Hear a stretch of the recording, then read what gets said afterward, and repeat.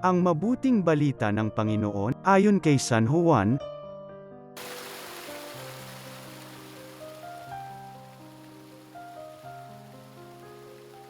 Noong panahong yun, sinabi ng mga alagad kay Jesus, "Ngayon po'y tuwira na ang inyong pangungusap sa amin at hindi na patalinghaga.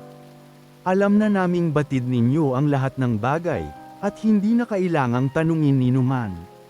Dahil dito, naniniwala kaming kayo'y mula sa Diyos." Sumagot si Jesus, "Naniniwala na ba kayo ngayon? Darating ang oras at ngayon na nga na magkakawatak-watak kayo, magkakanya-kanyang lakad kayo, at iiwan ninyo ako. Gayunmay hindi ako nag-iisa sapagkat kasama ko ang Ama. Sinabi ko ito sa inyo upang kayo'y magkaroon ng kapayapaan sa pakikipag-isa sa akin. Mayroon kayong kapighatian dito sa sanlibutan, ngunit laksan ninyo ang inyong loob. Napagtagumpayan ko na ang sanlibutan." Ang mabuting balita ng Panginoon.